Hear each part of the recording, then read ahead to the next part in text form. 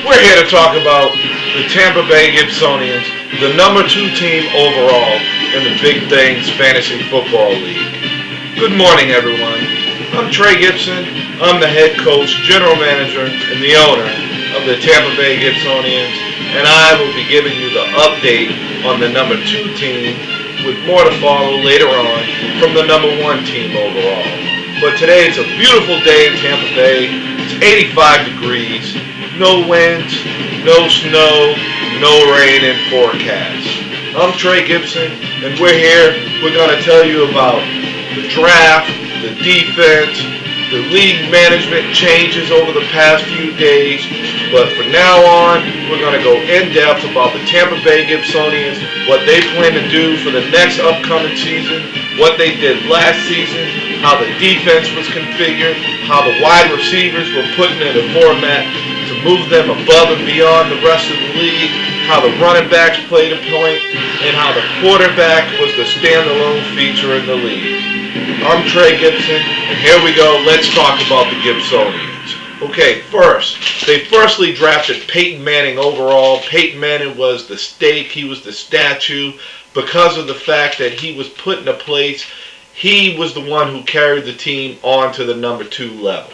Okay, then they went number 2, 3, 4. The running backs weren't configured heavily into the draft. Why is that? Most teams in fantasy football go high in draft selection with running backs because they figure running backs will get them more points overall than anyone. Yeah, running backs catch the ball out of the backfield. Running backs get the ball on the goal line. Some of the times they break away, get you a lot of fantasy points. But let's examine that. Let's go into depth with that. Okay, if you don't have a LaDainian Tomlinson or maybe even a Larry Johnson, and you know he's going to get the ball 35 to 30 times a game, he's definitely going to get it on the goal line, then how the Gibsonians looked at the running back feature was most of the teams in the NFL, 2 running backs. So if you don't have LJ or LT, you're already splitting carries. So therefore, if you go high in the running back draft state, unless it's of course a breakout season like Adrian Peterson had last year, which was a great season, but in all times, it's not going to happen, okay? LJ, LT, LaDainian Peterson, after that, there's a huge drop-off in the running back selection in the NFL. And that's mainly because most teams go with 2 running backs. Even the better running backs are 2 running back systems. It's a running back by committee nowadays. So the Gibsonians process on the running back selection was go lower in the running backs because you'll get one regardless. Even if you don't get one and you get one that's splitting carries, he's still going to lose points. With that, if your running back's low on your priority, something has to move up. What moved up with the Gibsonians process? Well, the wide receivers. They went wide receivers early. They went wide receivers often. First, they started with Terrell Owens. Anquan Bolden didn't pan out. He worked out in a trade later on in the season with the Harlem Giants for another running back. They still had Randy Moss, who was drafted because a lot of teams in fantasy football viewed Randy Moss as trouble. They saw Randy Moss and they said, you know what? I don't know if he's going to pan out. Don't want to gamble on him. So the Gibsonians ended up with Terrell Owens, Randy Moss, Anquan Bolden, and still did later on get a couple of good featured wide receivers who they used to manipulate different types of system later on in the league. Okay? After that, what's more important to the Gibsonian philosophy? Not the running backs, it's the wide receivers. So they moved high up on the draft board, went higher up in selection of a pass receiving tight end, Dallas Clark, who also doubled with points with the quarterback selection of Peyton Manning. Not only did Dallas Clark double with those points, but also Dallas Clark ended up with more touchdowns than any tight end in the NFL. 10 touchdowns as a tight end. That's crazy. Most fantasy selections say, I don't need a tight end. They say, I want to go to San Diego or a team that's not big on wide receivers, that's big on tight ends, because they can use them use those tight ends and say they'll get more pass receiving yards. Well, what the Gibsonians did was they went with the tight end who was in a wide receiver spot. He was kind of a tweener, as they call him. Half wide receiver, half tight end. More of a thoroughbred wide receiver. Ended up with 10 touchdown catches. Overall, the Gibsonians did not attain the status they wanted to. Excuse me. What they set out to do was to manipulate the league rules, and they did that in certain parts of the week.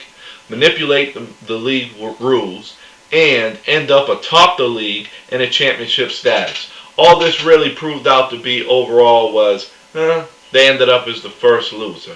First loser with the league fees for the next year paid.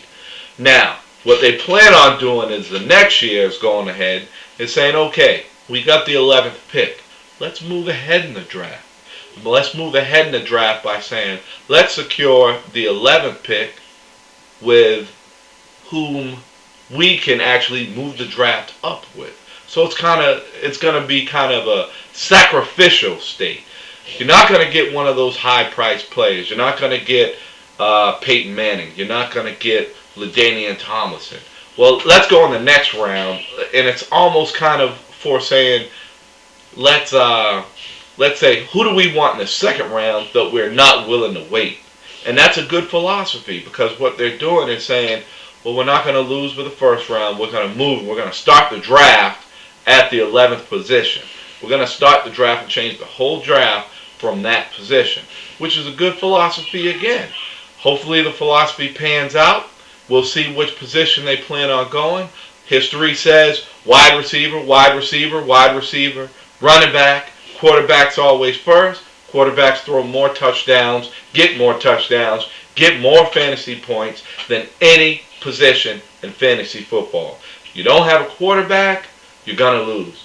You don't have a wide receiver, you're going to lose. If you have your running back first, I guarantee you are going to lose, unless you end up like the championship game that was played out last year, when a lot of teams had snow games and a lot of teams from the championship team had dome games. It actually proved out to be more successful, more willing, more trying. It was a great circumstance to be on that team. And hats go off to the team that did win the championship game. No, I don't want to say their name. No, because they ended up winning the championship. That's what championship teams do. They win championships and they go ahead. That was last year's champion. This year is a new champion. New champion has not been crowned. We're moving on. We're moving forward in the season. The draft is coming in 10 days. In 10 days, and you best believe, number 1 through 5, I can almost pick for you. Tom Brady, Randy Moss, LaDainian Tomlinson, Adrian Peterson. After that, that's when we'll get into play. I'm Trey Gibson. I've given you the update on the Gibsonians, giving you the update on how the draft goes, giving you the update on how fantasy football perspectives are going to change, how it's evolving, and where the league is going. You have a good day. Use the information to the best of your knowledge. And remember, if you ain't playing, then you're hurting. Trey Gibson, Big Things Fantasy Football League, brought to you by the Big Things Studio.